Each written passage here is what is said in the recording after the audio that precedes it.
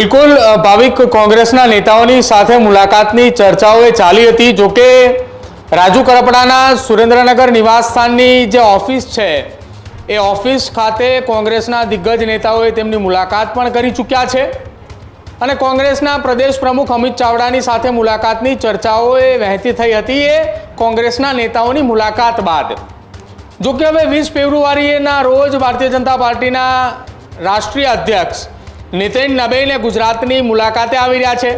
રાષ્ટ્રીય અધ્યક્ષ બન્યા બાદ પહેલી વખત ગુજરાતની મુલાકાતે આવી રહ્યા છે અને પહેલી જ મુલાકાતની બાદ હવે ચર્ચાઓ શરૂ થઈ છે કે જ્યારે 20 ફેબ્રુઆરીએ નીતિન નબીન બપોરના 12 થી 1ના અરસાની અંદર ગુજરાત આવશે અને તમામની વચ્ચે નીતિન નબીન આવતાની સાથે જ ચર્ચાઓ શરૂ થઈ છે કે રાજુ કરપડાએ 20 તારીખના રોજ સાંજના સમયે કમલમમાં ભારતીય જનતા પાર્ટીનો ખેસ ધારણ કરશે। કમલમની અંદર ભારતીય જનતા પાર્ટીમાં જોડાવાની ચર્ચાઓ રાજુ કરપડાની શરૂ થઈ છે। ચર્ચાઓ એટલા માટે શરૂ થઈ છે કે એક તરફ નીતિન નબીને ગુજરાતની મુલાકાતે આવી રહ્યા છે અને રાજુ કરપડાને ભારતીય જનતા પાર્ટીમાં જોડાવાની વાતો વહેતી થઈ। એક વાત એવી પણ સામે આવી રહી છે કે ગુજરાતના મુખ્યમંત્રી ભૂપેન્દ્ર પટેલ, પ્રદેશ ભાજપના અધ્યક્ષ જગદીશ વિશ્વકર્મા અને સાથે જ કૃષિ મંત્રી જીતુ વાઘાણીની હાજરીની અંદર રાજુ કરપડાએ ભારતીય જનતા પાર્ટીનો ખેસ ધારણ કરે તેવી શક્યતાઓ વ્યક્ત કરવામાં આવી રહી છે।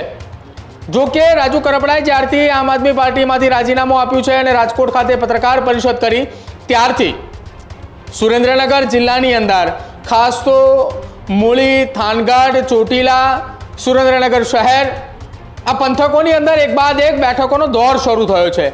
અનેક એવા દ્રશ્યો પણ સામે આવ્યા કે જ્યાં ખેડૂતોના સમર્થન એ રાજુ કરપડાને મળતા જોવા મળી રહ્યા છે।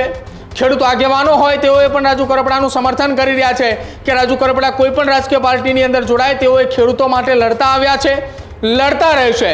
ભૂતકાળના રાજુ કરપડાએ જે ખેડૂતો માટે આંદોલનો કર્યા છે કે જેમાં તેમને સફળતા મળી છે એ સફળતાઓ પણ ખેડૂત આગેવાનો અને ખેડૂતોએ ગણાવી રહ્યા છે કે જ્યારે આ સફળતાઓ મળી હતી ત્યારે પણ અમે રાજુ કરપડાની સાથે છીએ અને અત્યારે રાજુ કરપડાને આમ આદમી પાર્ટીના નેતાઓ જે ટાર્ગેટ કરીને નિવેદનો આપી રહ્યા છે એ નિવેદનોની સામે પણ ખેડૂતોએ રાજુ કરપડાના સમર્થનમાં હોવાની વાત એ ખેડૂતો કરી રહ્યા છે।